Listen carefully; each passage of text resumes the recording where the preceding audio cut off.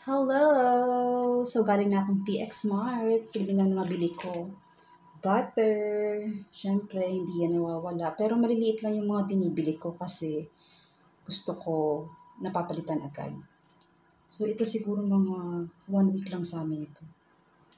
Ang tagal, diba? Kasi naman dalawa lang kami sa bahay. And mayo.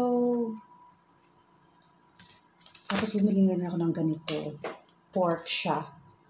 Pero matagal sa amin to kasi hindi kami lagi nagpo-pork. Tsaka mag-pork man ako, nilalagyan ko lang ng maliliit tapos puro gulay na. Siyempre, ang aking asawa ay very health conscious.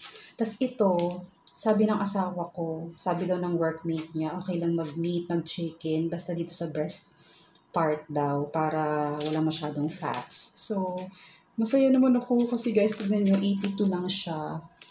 Nakakatuwa. Tapos puro laman, so lahat makakain. I love it. Tapos syempre, my favorite, tofu. So hindi pa ako nakakapagluto ng ganito for husband. But, I'm sure magugustuhan niya kasi parang pwede na rin siyang pang alternative sa meat, diba? So, yay! Okay. Balik na ito sa ref and later mag-prepare na.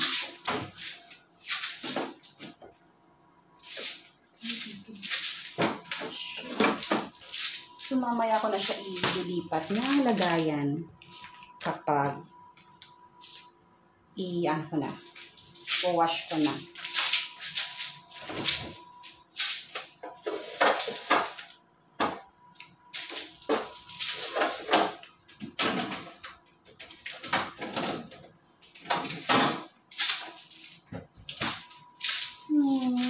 Bye!